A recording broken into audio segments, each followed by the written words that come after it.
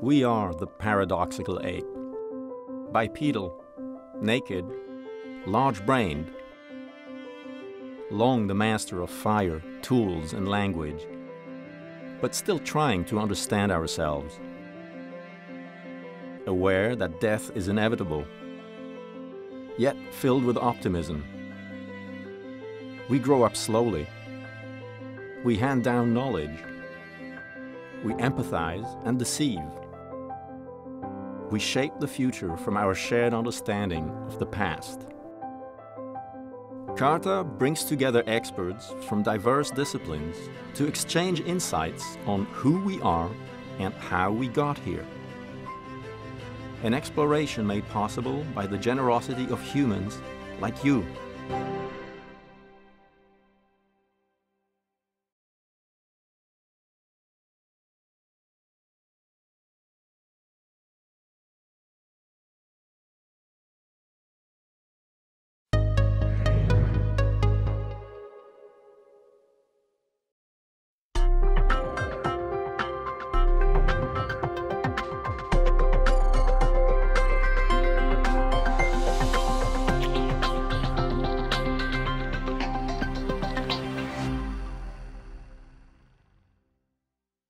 Welcome, everyone.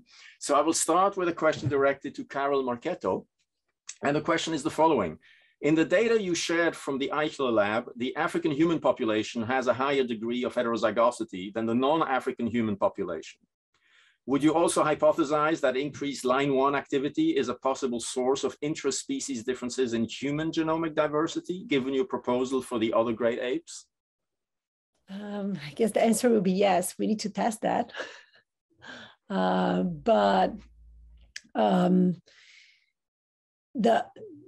also have to think that with some of the non-human primates, especially some of the chimps populations, there's also a lot of human influence on how the selection has been happening. So I guess some you need to be careful when making those assumptions. But definitely the good thing is that we have now genomic tools that allows for investigation of genomic sequencing, as well as line sequencing, which is a little bit, it's slightly more complicated than genome sequencing, because as you can imagine, we have 20%, some estimates go up to 50% of sequences of our genome can have pieces of line 1 transposons in general. So more sequencing on non-human primates have to happen. And currently, we don't have that much access of blood and material. So I think some of research community that study non-human primates is wishing to have a little bit more access to new genomes from non-human primates. Thank you, Carol. The next question is to Joseph Hesia.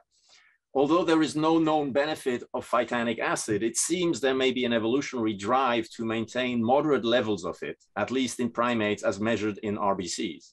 Is there any biological process you hypothesize it could be important for? Alternatively, could phytanic acid be an important nutrient for gut microbes?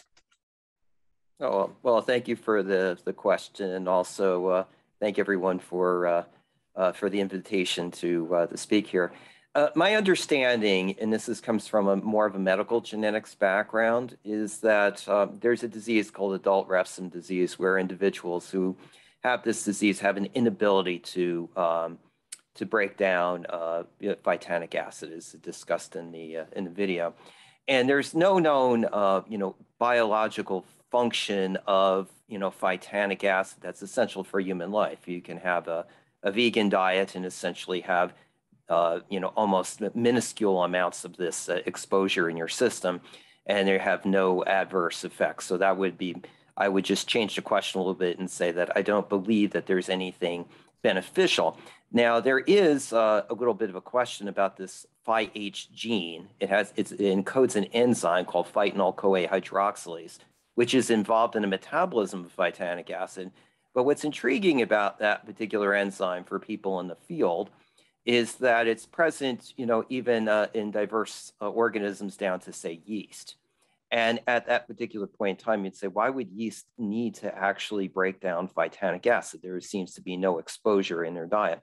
So the thought is that there was, a new function that was that particular enzyme can have multiple functions in the body, and it actually evolved from ancestral form that may have had a different purpose that was required for the health of those individuals.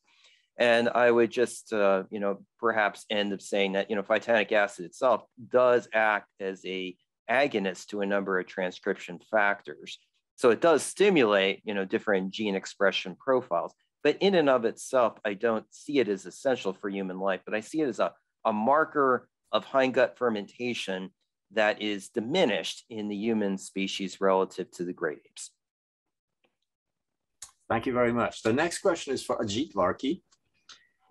Can you speculate as to why humans may have lost Siglec-16 and evolved expression of Siglec-11 in the brain? That's a difficult question. We don't know when exactly this happened and what exactly caused it to happen. We can say that there was a lot of gene conversion in Siglec-11 and 16. Maybe it's maybe a promoter change in some way. And then, so 11 and 16 got recruited to the microglia, where they interact with polysialic acid, which is an important molecule for brain plasticity. So there's some theories about what might have happened there.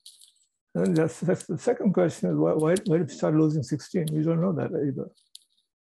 Clearly, the majority of humans don't have 16.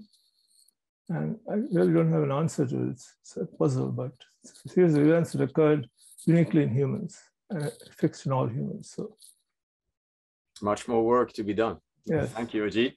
And the next question is to Jim Rilling. Is there plasticity or variation in arcuate fasciculus connectivity based on human environments? For example, people who cannot speak or were raised in environments where they were never exposed to speech, or were raised in multilingual families or countries, which is the majority of the population on the planet. Yeah, hi everybody. What an interesting question. That would be something that would be great to explore further. I think, most of these data come from wealthy populations where people have access to MRI scanners. And unfortunately, that's true for probably all of cognitive neuroscience, that we have a bias towards participants that come from, wealthy, rich countries. So it would be nice to get more data from other populations.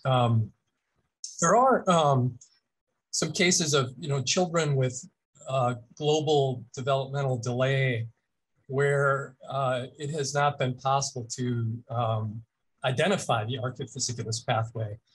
And so that's the only case I know of where, people have looked at kind of variation in this, in a serious way.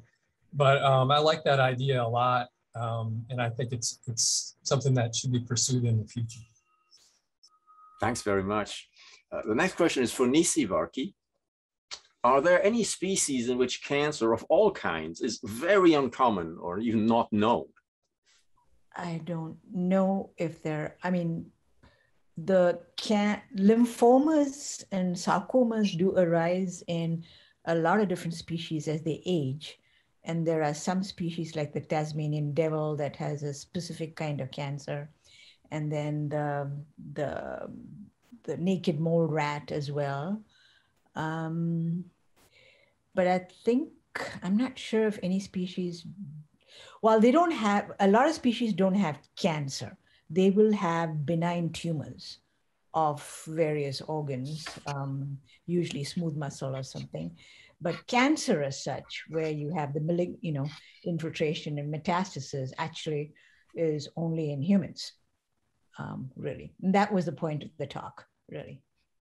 Thanks very much. Next question is for Jim O'Connell.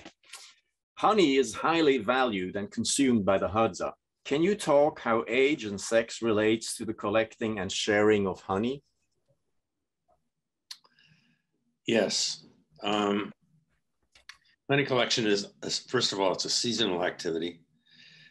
Secondly, it's usually collected by either by single adult men or by men acting in concert with their spouses and family members.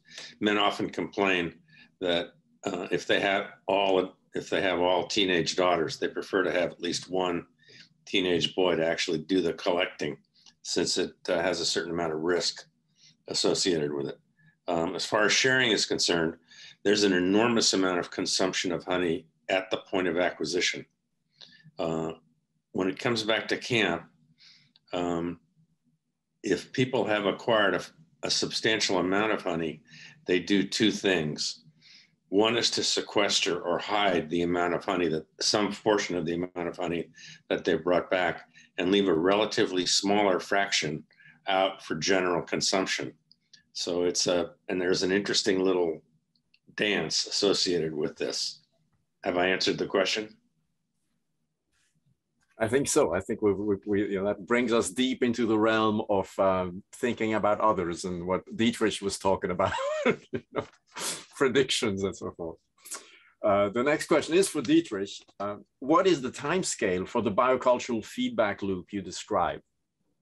Well, I'm trying to think what exactly that means, but you could say that this is something that you can observe in some form in primates. This is where the model comes from, is comparative studies across humans and non-human primates, in which things like lifespan and brain size and diet are related to each other.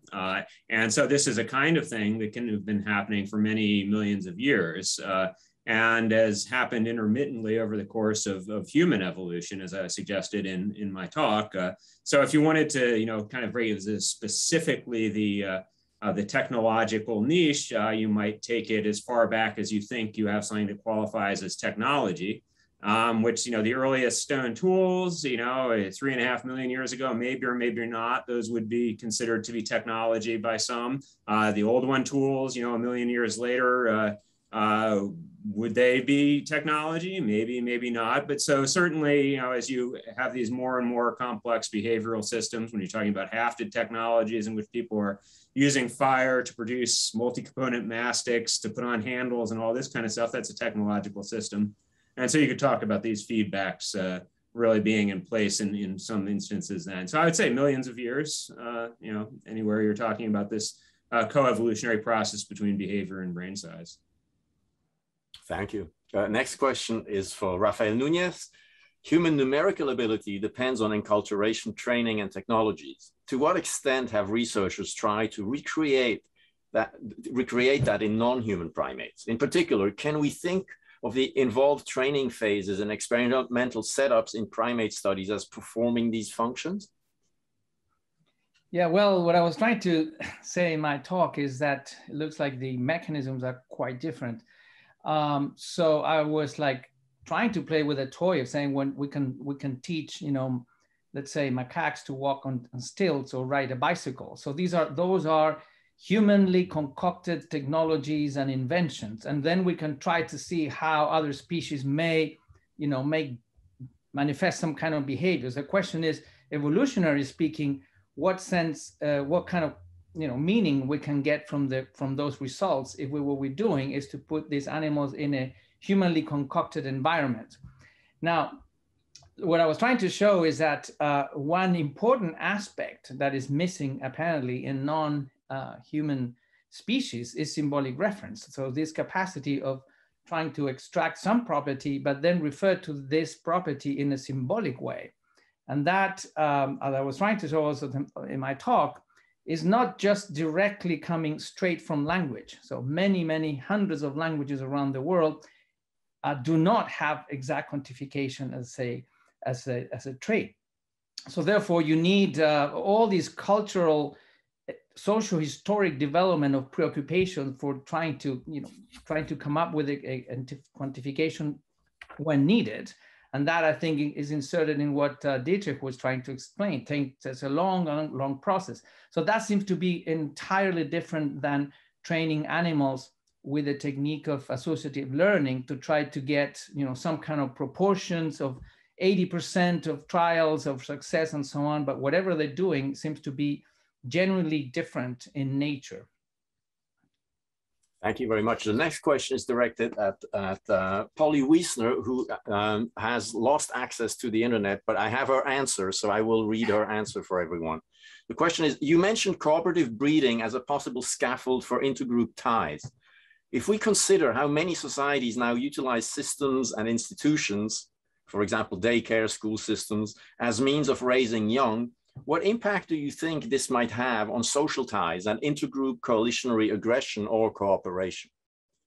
She answers, I think this depends very much on the quality of the institution and if they promote understanding, empathy, and altruistic behavior.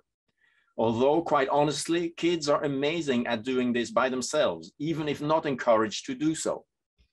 I would worry more about digital communication as the main means of communication. This is very pertinent in a time of school by Zoom, kindergarten by Zoom. We'll go to round two. I'll keep questions directed to me for the end. A question for Carol Marchetto. Would you expect to find more regulation of line 1 in the non-human great apes which exhibit lower degrees of heterozygosities like bonobos? I think you showed the data for that, but. In the lab, we don't see it. In the lab, we don't see it, but it's not unlikely that you will be able to, you might be able to see, might be able to have different populations that have different behaviors. So that's why I think it's important to continue work on non-human primates, especially great apes, and possibly get more a variety of cell lines from different individuals. And we can now obtain those reprogrammed lines from blood, which means it's minimally invasive, and we might be able to get samples from individuals that are in the wild. That would be amazing if possible. So we can test in wild populations how is that, how transposon is playing a role, or if there will be difference. But in the experiments that we did, we see that non-human primates have increased levels of line elements, not only transposon itself, the actual jumping, it's happening more often because we can culture those cells, but also when we look at what the genetic that has been published, we can also see increased evidence of more elements that are present in the genome, which indicates more jumping have occurred in non-human primates, the chimpanzees, compared to humans. Bonobo genome, it's not as well annotated to the point that it's harder to detect line elements at this stage. But the bonobo genome is getting more and more well annotated. So it will be possible to compare, to look at the genomes of bonobos soon, hopefully too. Thank you. Next question is for Joe Hasia again.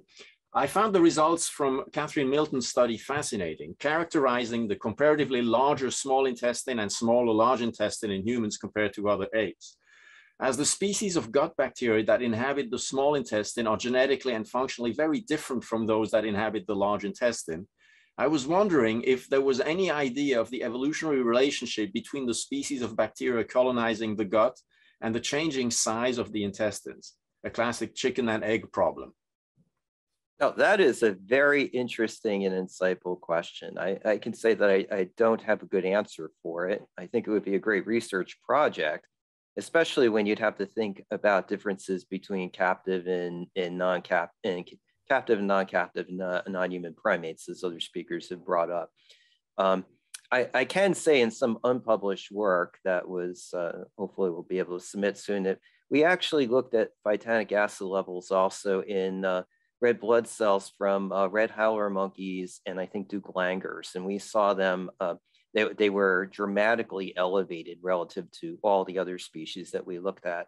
And those are known to be classic gut fermentation. So I think that's interesting, but actually figuring out their microbiomes would be of great interest. So great question. If I may add to that, it's something I learned from Ajit actually, that what we usually call the microbiome is mostly the hind gut. Collecting from the small intestine is a much more difficult endeavor. And so there's a big bias in the current microbiome literature that it's really concentrating on essentially fecal samples, which do not necessarily reflect what's happening further up in the small intestine. That's interesting. In fact, I have a question for Ajit here. If the intracellular portion of Siglex is required for the signaling cascades that lead to inflammatory up or down regulation, what is the purpose of a secreted Siglex? That's a very good question. We have no idea. One idea would be that it would go and bind to the ligand and block another action of some kind. So in other words, if those secreted exosomes came out and bound to polysialic acid nearby, it would prevent the binding of BDNF and something else to it. So it would be a competitive reaction. So a modifier of some kind. Sort of modulator. And that's something that Dylan Chen is continuing to study now. Thank you.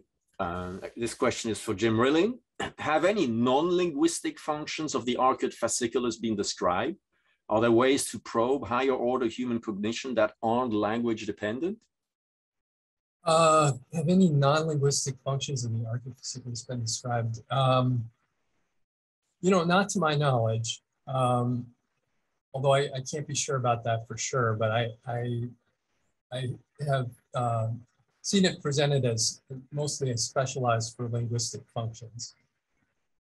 I mean, you could try to rephrase it and ask, what does it do in a chimpanzee where it's also lateralized? Yeah, I think that's interesting to think about. What functions does the arcuate fasciculus have in non-human primates? And I mean, we have to think about it's really connecting auditory cortex and the temporal lobe to the inferior frontal gyrus. So it's carrying auditory information forward to the frontal lobe.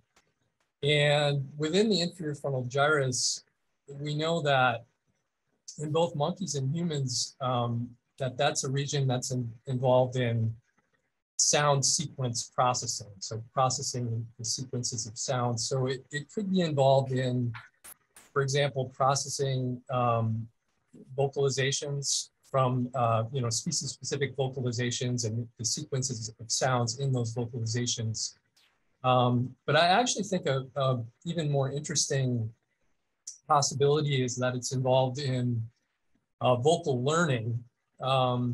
So much as, I talked about, there's this idea that it's important for human children learning how to produce phonemes through imitation. It could also be involved in young non-human primates learning how to vocalize. The only problem with that explanation is that a lot of those vocalizations are innate, and therefore they wouldn't be learned. But especially in chimps, it seems like there's some evidence for vocal learning now as well. So, for example, different communities of chimpanzees have slightly different types of pant roots, and so, but every individual within that community has the same type of pant root, but that differs from an adjacent community.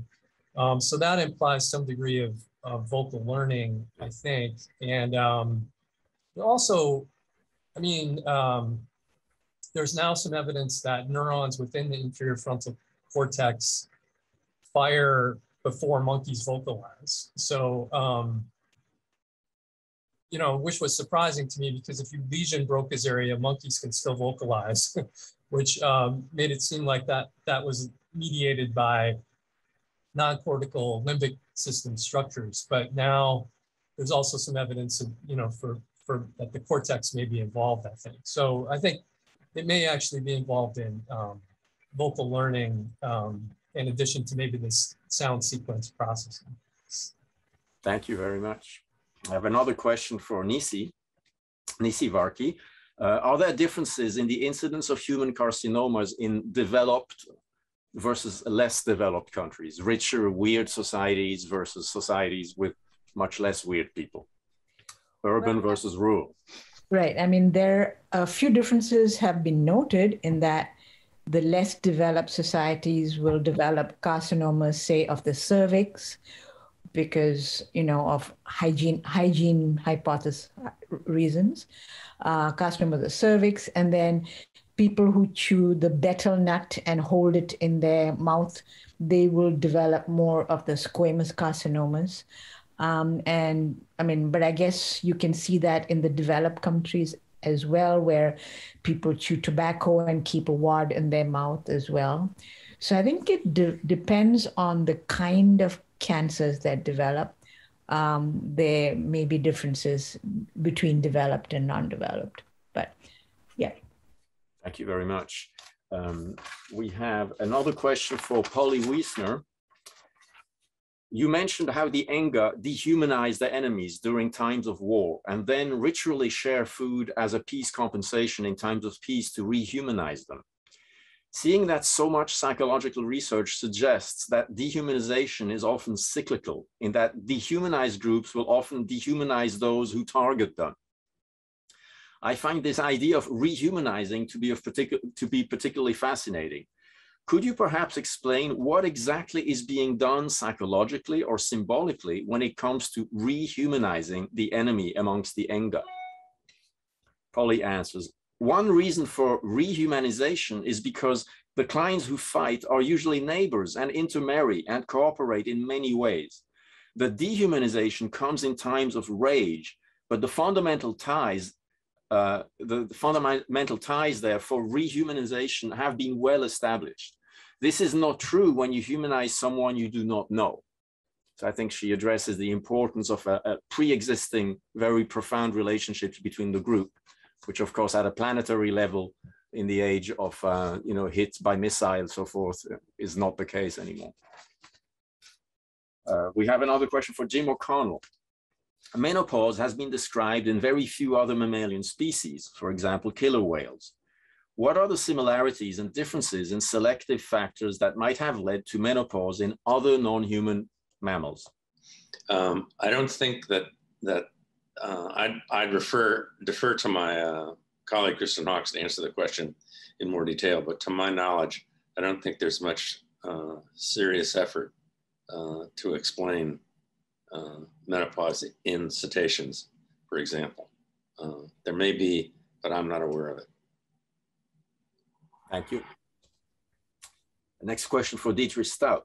Do you have any thoughts about how our current technological niche may shape our brains and bodies and what this might mean for future technological development? So which loop are we in?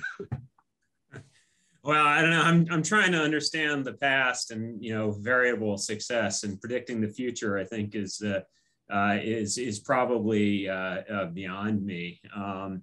But there's I'm not sure that I could come up with a good answer for that. I mean, I think that we currently have a nervous system that's very highly plastic. That's one of the sort of products of this history of using this technological niche to adapt to a lot of different circumstances and learning different things. And that's always been the case, for the past hundreds of thousands or millions of years. And as the human brain has gotten larger, the developmental process has become more important. So we wire up our brains for what they need to do. So, I mean, I think that I don't imagine that technological change is being severely constrained by the structure of the human brain, such that you would be thinking about a lot of selective pressure for changes to our nervous system at this point. Whereas I think a lot of the story is going on with the technological evolution and its sort of hyper unstable complexity right now. which of course, if you were to predict something, it might be collapse. So which then would be very interesting selectively, but hopefully that won't be the case. If I may add an add-on question, do you think that the effect might actually be much more pronounced in the social realm than rather than in the technological realm itself, in terms of consequences of, you know, technology that is 24/7 and blue light and no physical contact and everything via technology? Yeah, well, certainly we can see that it's affecting institutions and social networks. And if we wanted to try to bring that back around to technology, then yes, it could have impacts on processes of innovation and adoption, because those are very much tied to social institutions. But you know, apart from that, there are very major, obvious health effects of, you know, particularly it's come up before, the digital technologies that we're using for communication, in the way that that's changing the formation of these social groups and people's affiliation with each other. So yeah, not necessarily directly on technology, but certainly on human health and well-being. Like having symposia with each of us being a little square on a screen. Yeah, exactly. I've got a question for Rafael Nunez here. Could you speak a bit about the ontogenetic development of quantical abilities? At what stages and how do these abilities develop? Can we place the number abilities of non-human primates along the human development spectrum? Well, thanks for the question. Well, I think before answering that question, I think we need to put in perspective the fact that we live in a society where numbers are ubiquitous. So everything, you grab your cell phone and then it will have literally hundreds of measurements of temperature, humidity, the Dow Jones, and so on and so forth. So that accompanied with the idea that numbers and arithmetic systems and mathematics sort of are out there somehow, sort of a Platonic view that the mathematical truths that are supporting science and so on, they are out there. It forces to the idea that since things are there, now we have to look at how other animals or how kids learn it and so on and acquire it. What we forget is that these are recent inventions. So probably until the Pleistocene, there were no known exact quantification, as we know so far. And even if we get into the Holocene, we have really very few pieces of data saying there was exact quantification. In fact, as I was trying to show with the data in the Aboriginal Australia and so on, a piece of the earth that has been inhabited by humans for at least 45,000 years, 13 different linguistic families for 45,000 years never came up with exact quantification to count beyond the subitizing range. So that has been, in the big picture of things, the nature of quantification in humans. So, something that we invented late with the invention of big cities, all of a sudden you start to keep track of food that you don't need immediately. So you have stocks, so then you need accounting and so on and so forth. Fast forward, you invent writing. Fast forward, you invent printing. Fast forward a little more, you have other methods for keeping track. And then we have all the talks we heard today based in one way or another in very complicated way of measurements and numbers and mathematical formulations. So the question is, when is it that kids learn this? Well, just take a kid and put it in different moments of the history of humanity and different things will happen. So it is known that kids can learn, like, for example, counting routine when they are immersed in a culture that where you have parents and caregivers telling stories and with pages and so on, with moving along with counting. So those things could be learned and at very early ages. However, the counting routine and the notion of cardinality and number, it takes a little bit, some time to put in place. So this brings a little bit the question also of what is domain specific and what is domain general. I think a little bit of that question went into James. So is there like a specific area of the brain that deals with numbers such that you kind of wake it up in kids when you teach? Well, a lot of the neurosciences has been done in cognitive neuroscience, let's say, of arithmetic, has been done with people in, who already went to school. They know how to read and write. They were taught arithmetic. So it's already a plastic brain that has been shaped for accommodating and supporting all these activities. So therefore, all of a sudden, then you have like the intraparietal sulcus being very important in supporting, for example, arithmetic functions and calculations. But that doesn't mean that the intraparietal sulcus has been there forever, waiting to be sort of woken up to do the arithmetic. Somehow, for some reason, when humans invented numbers, exact quantification, that is, those neural populations seem to be the appropriate ones to be recruited to support that activity. So coming back to the ontogenetic question, it's yes, we have a certain recruitment of domain general capacities, and they have some time frames but kids can learn the counting routine and the numbers relatively early, but it's not an easy process. And you have, different elements, cardinality, ordinality, different aspects of numerical activities, not to mention the arithmetic combinations to generate new numbers. Thank you. Dietrich, you mind if I comment? Yeah, so there's also the zero, which yes, took us 2,000 years ago to invented. Before that, nobody knew what a zero was. That's an interesting point, Ajit, because zero, according to what we know, is a type of number that we consider a number today, but it comes from a very different need, which is a semiotic, a form to indicate nothingness or lack of. Right. And therefore it comes through writing routines and not to counting. So in that sense, it's coming from the pressures of having to denote something that indicates lack of, which comes from writing now.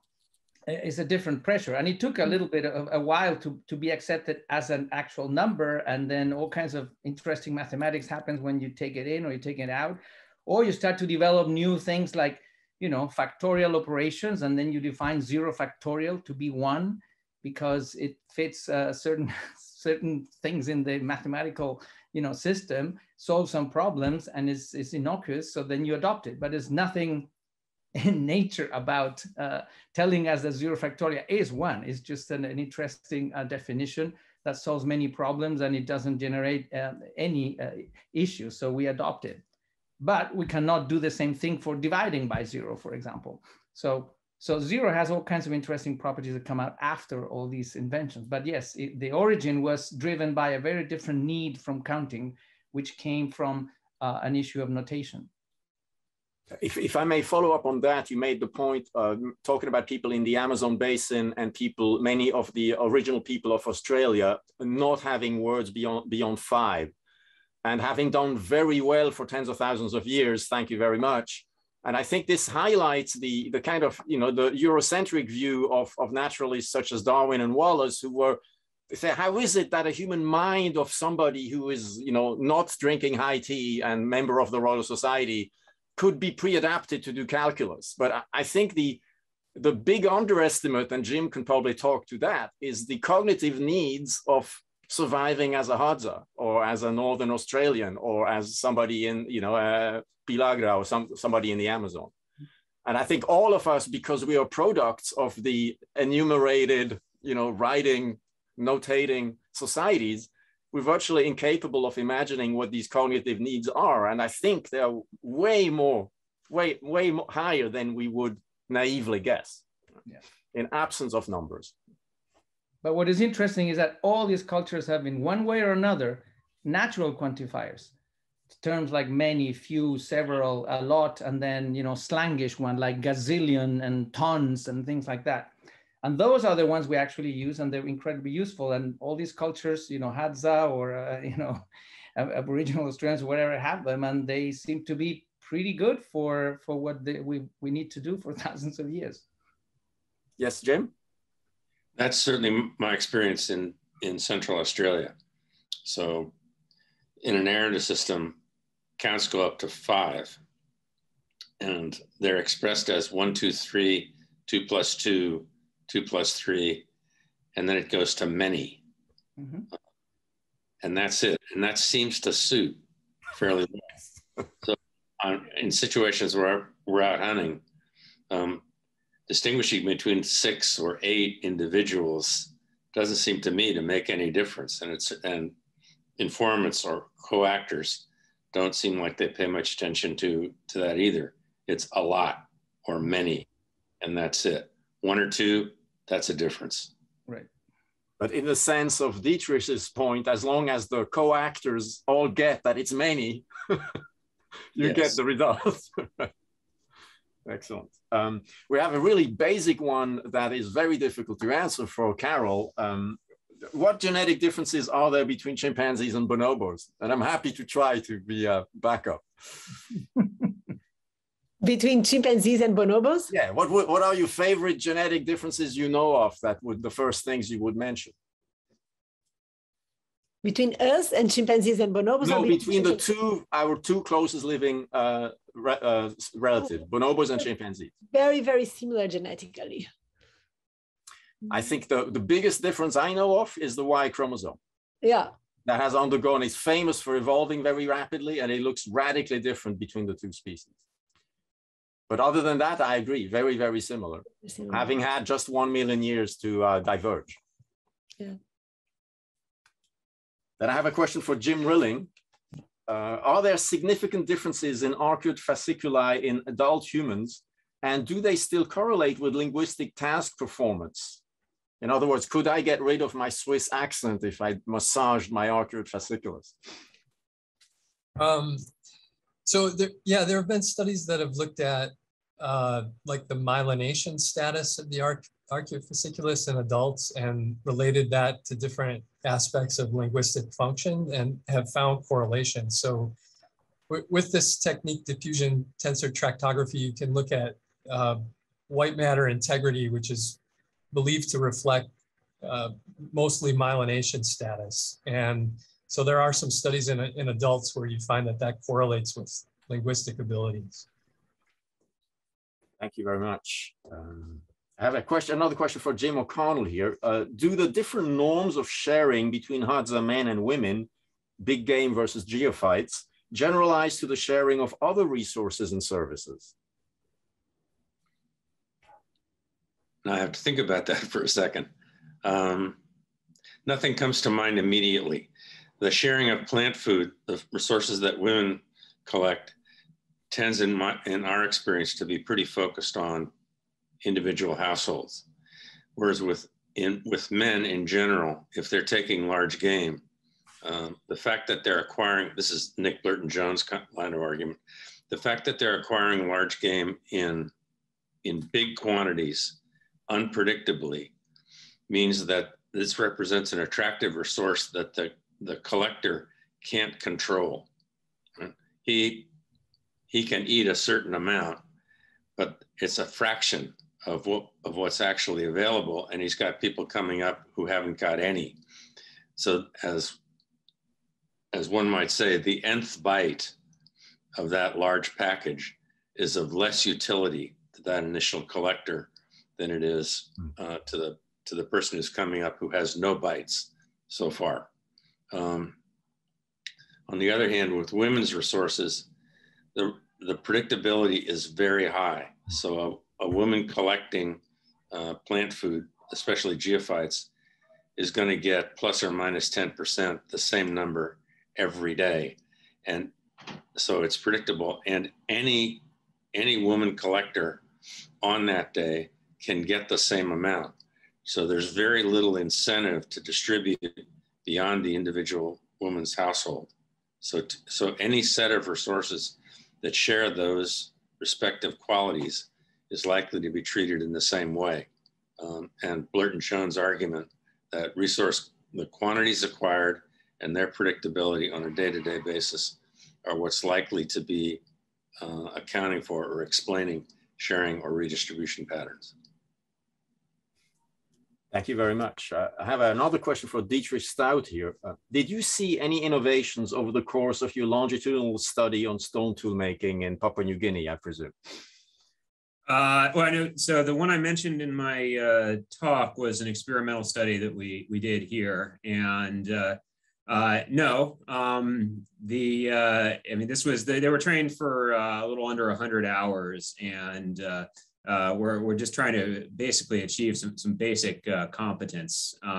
So there is, I guess, you know, so you can have some sort of basic innovations. We did a much shorter study in which people, I wasn't giving them actual verbal instruction. I was just making stone tools in front of them. And a lot of them decided to get out of their chairs and do it on the ground, which isn't something that I modeled for them. And then they copied from each other.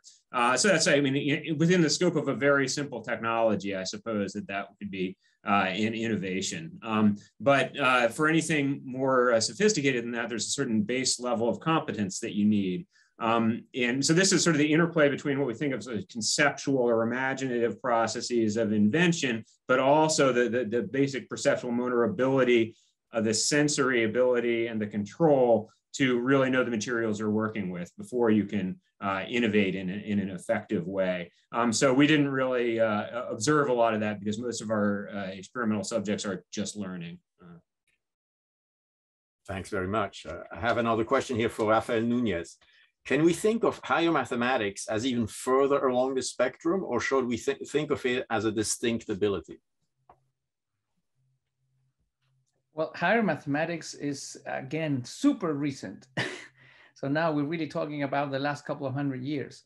A lot of the mathematics, if you think about infinitesimal calculus, that was invented in the 17th century. If you get into the mathematics you get today, let's say if you count the number of theorems that have been demonstrated in terms of proofs, if that's let's say an indicator of knowledge development, it's exponential, absolutely crazy. And most of it in pure mathematics doesn't have direct applications. So it doesn't apply to the real world. It doesn't, it's just internally looking for some kind of reasons for why certain axioms could be this way or that way. What is interesting is that, for example, if you take sexy topics like infinity, for example, you would have these amazing developments at the end of the 19th century, many believing that then there's just the final taming of this crazy concept like infinity in exact terms, only to see now that you have different treatments and different varieties of infinities, many of them mutually inconsistent and so on. I think the idea that mathematics is just developing sort of linearly one thing after the next, it's probably false, I would say. And it's much more like, you know, you develop a conceptual system where you have certain constraints, and depending on how you tweak the axioms, then you start to have completely different creatures. And then the job description of a mathematician is to find out to what extent certain axioms, you know, are fruitful, to what extent certain things can be understood in terms of foundations of mathematics and so on, but there will be a variety of them. And this has happened actually even with the concept of number. Rational numbers, you know, let's say if you take it from the Pythagorean tradition, it would be considered just as ratios of counting numbers, so to speak. So we call them natural numbers today. But the path of getting into irrational numbers, complex numbers, or real numbers, and then infinitesimal numbers, at each stage, you violate some property of the previous concept. For example, complex numbers, you know, if you take a number to be something like either bigger than 0, smaller than 0, or 0, as Ajit was mentioning, well, that fits a lot of the numbers. But by the time you jump in with complex numbers, then a complex number is neither bigger, smaller, or 0. So you have to give up order all of a sudden. And so you start to create new creatures, and then, you know, with new rules, and giving up certain properties of what you thought were prototypical properties of numbers. So by now, if you really get into the technicalities of modern mathematics and number, you have the craziest forms of numbers. And that's open for development, but I don't think there's any linear way in which things are developed. As long as humans have symbolic reference, metaphorical, analogical ways of extending conceptual system and inferential organization, you know, give it a try, and you have more and more creatures and more jobs for mathematicians. Thank you. I've got a question for Joe Hasia. Would it be fair to propose that the way humans deal with phytanic acids reveals an adaptation to eating ruminants? That's a good question. If there was some selective pressure to have increased levels of phytanic acid metabolic capacity. That was something that got me into the field, and it was just a limited number of cell lines that I was profiling from the Zoological Society of San Diego with Ollie Ryder with the Frozen Zoo, and we came up with this higher expression of Phi-H in the human cell lines. And that really got me down the road of trying to look at, different types of lipids that might be differentially levels in different species. So again, I can't say that I can actually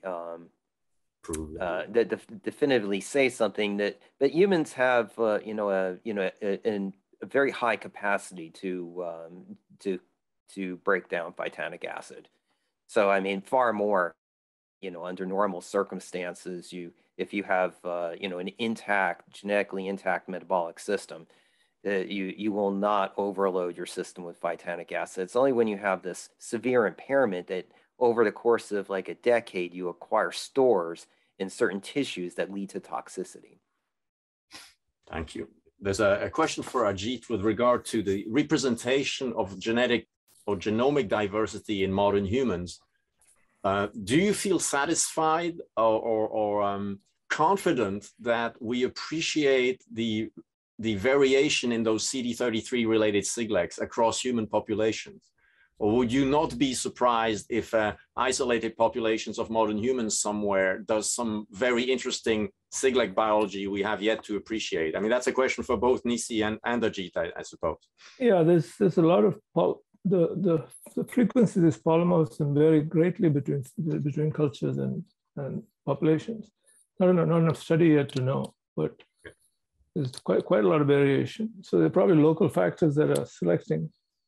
For example, the bacteria that express polysialic acid, E. coli K1 meningococcus, they could select against 16 because you get too much inflammation, and you die from that instead of killing the bug. So it's really not clear, but there's a lot of variation in these polymorphisms. Thank you. There's a question for Jim Rilling here. The extension forward to temporal tip suggests the proper name function to the temporal tip in humans. Apes may manage to keep track of 100 individuals, but humans manage thousands.